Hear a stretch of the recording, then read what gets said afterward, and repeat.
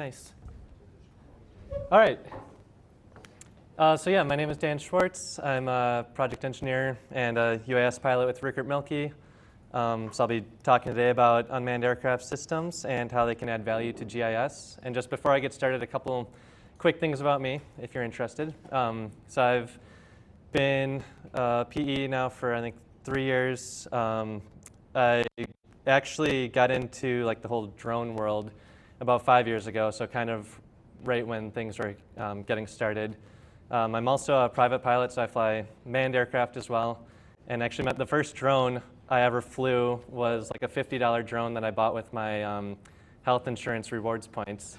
Flew it at the company picnic where I used to work, and everybody's talking about, oh, you can survey with these things now. And I just thought to myself, like, I can still remember that moment, like, wow, wouldn't this be cool if I could make this my job? And 5 years later, here we are. So, oh, no sound. The Top Gun anthem is supposed to be playing right now. That's usually how I introduce the drone survey stuff. So just imagine the Top Gun anthem playing in the background. Unmanned aircraft systems adding value to GIS. So, to start, I usually just talk about what is value. So, I would define it as product over cost. We can increase value if we can provide a better product, so more detail, get it to the client faster, more information for less money. So just super simple little equation there, but then that kind of will be like the cornerstone of how the drone products that we can provide can add value to the GIS systems. So most of this I'll be talking about will be like very GIS applicable, really quick to start. I will also just give a brief overview of all the drone products, I guess, which would obviously include like aerial videos and photos on the most basic level. And then as we get more towards the GIS side of things, that would be the ortho photos and digital terrain models. So basically, topographic surveys that we can do with drones. The aerial photos and videos are obviously, pretty self-explanatory. Drones are cool because you can take pictures from the air, see a different perspective of things than you would normally see from the ground. Again, more applicable to the GIS are the ortho photos, which is the high-resolution aerial site maps and the topographic contour data that we can get really quickly in really big areas with drone technology.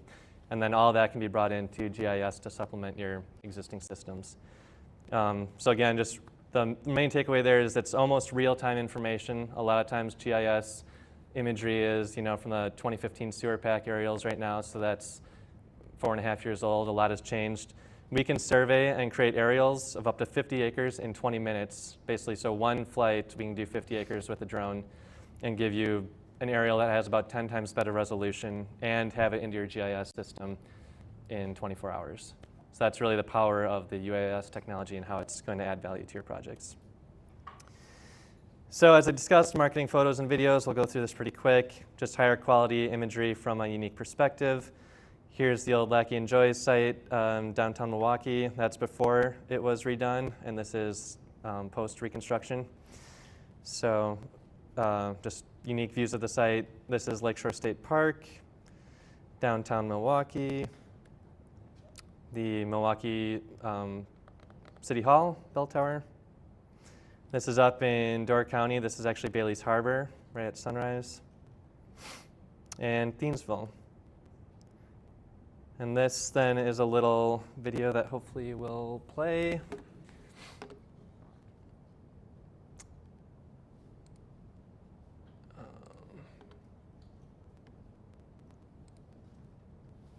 There we go. This also had sound, but it's not working right now. Again, just kind of like showing the capabilities of drone video for marketing for your village or town or municipality. Again, relatively easy to create these, and you can get a pretty cool product and marketing deliverable for your municipality. Much cooler with music, but that's okay. All my shots are timed to the beat, so that would have been really epic.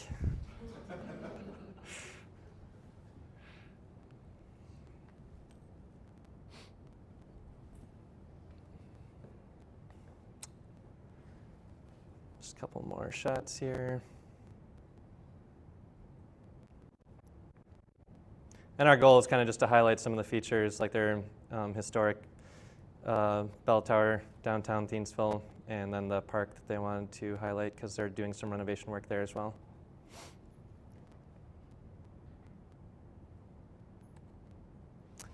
All right, moving on. So you've seen aerial photos and videos.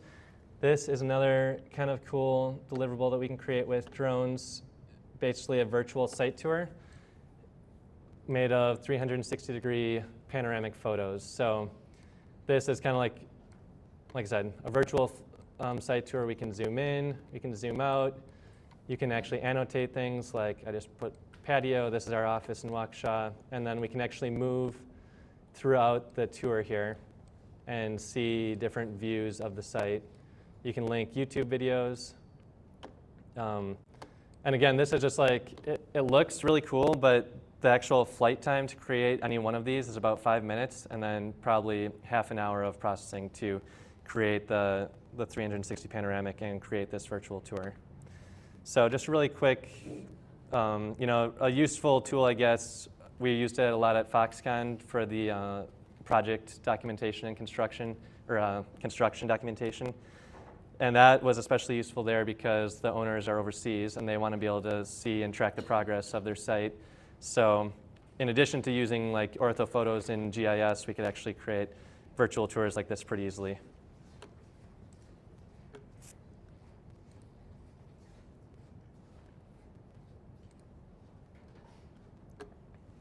Let me just duplicate this again.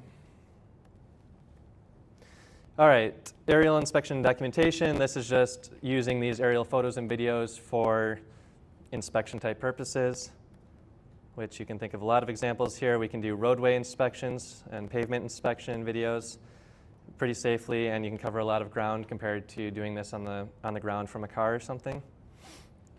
So that's what that might look like. And then we can also, again, watch construction progress through aerial videos and kind of do like time-lapse sequences for construction.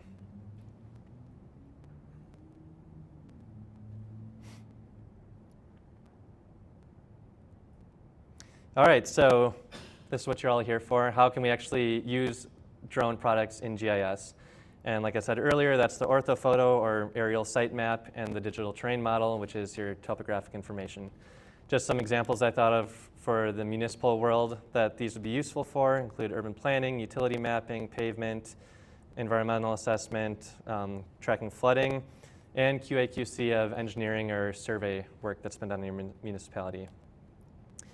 Really quick, how does a drone do this? So this is actually kind of the more boring part of using a drone or flying a drone, is that when you're doing like site mapping work, you're actually just programming a mission into the drone and it is going to go and fly itself. So it's going to fly basically a grid like you see here and take pictures that are all overlapping with each other.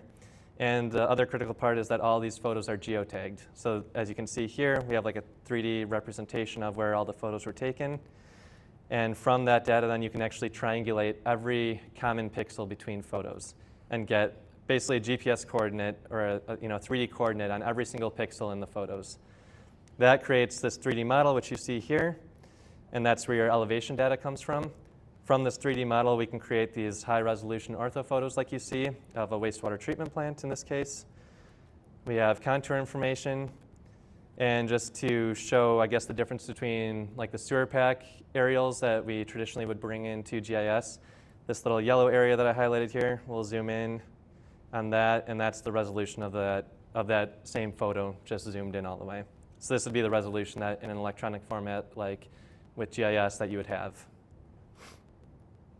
So for an urban planning example, we flew some of the downtown in Thiensville. This is the 2015 sewer pack aerial. This is the drone aerial, which doesn't look that much different from a distance, but when we zoom in, here is the sewer pack aerial with some of their GIS data overlaid. So you can see storm sewer and water main, and you can kind of make out like looks like there might be a manhole there, so that looks like it could be correct. You have no chance of seeing a water valve. With the drone aerial, that's what that same part of Thiensville looks like. So now, like I said before, it's not only is it just good to have that much information in your GIS and be able to view that in your GIS, but now you can also check all of your line work and your GIS data just by having like that visual representation of what's actually there. So now we can confirm, okay, they're actually the sewer line work is correct. There is a catch basin there, and we'll move on here. Just another shot showing that you can actually see what's behind the line work. Here is a zoomed in part of the map. Oh, I missed a photo in there. Well, I was going to show the sewer pack aerial and show you that the water main right here, with the sewer pack aerial, you wouldn't be able to tell if this is correct. With the drone aerial, which we're looking at, you can actually see that the line work is showing that there is a water valve right there, and we can see in the aerial that there actually isn't. But there is a hydrant right here, and these are kind of tough to see, but there is 3 water valves in the street right there that we can see from the drone aerial were not actually mapped in the GIS. And I forget if I mentioned this before, but the drone aerials that we create actually are orthorectified, so that means they're scaled, they're in like your project coordinates, they're in real survey coordinates, and horizontally, they're accurate generally to within plus or minus 1 inch. The vertical data is about 1 to 3 inches depending on the surface that you're mapping. So this data is honestly good enough to map just the utility data right from the aerial. This is Sister Bay. So we flew, I think this is like 15 miles of roadway in Sister Bay as part of a utility survey that we did up there, utility inventory. And then this aerial again could be brought, or has been brought into their GIS.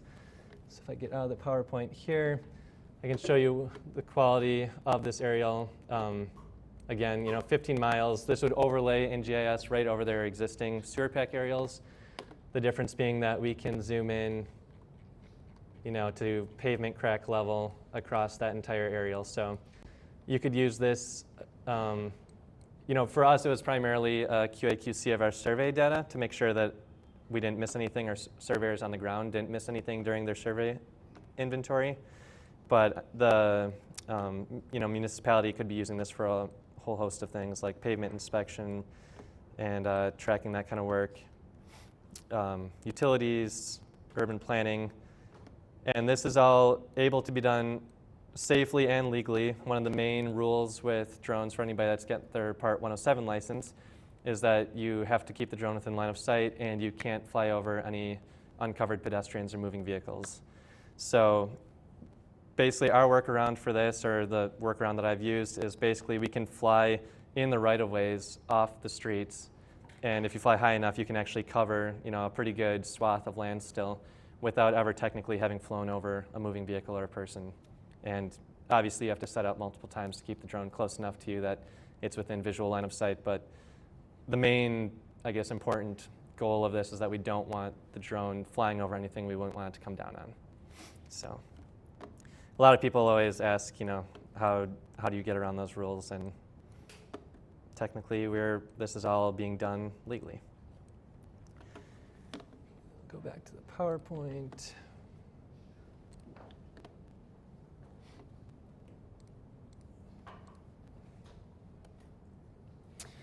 This is an orthophoto of the Rupert Milky office in Waukesha, and this is kind of an example of using it for pavement documentation and inspection. So that's the zoomed out orthophoto. If we just zoom in on this one area, that one curb island, you can see the quality again of the photo and how that could be used to document pavement conditions across the municipality. This was an orthophoto that was done as part of a stormwater management plan for the Elm Grove DPW. So again, when the power, of the drone data really comes in when you bring that contour information over the aerial, and that can be used then to track runoff patterns and water in areas that would be likely to flood, that kind of a thing. So again, a variety of uses in a GIS application. Everything working good? Oh. Like everybody's looking like they can't see anything.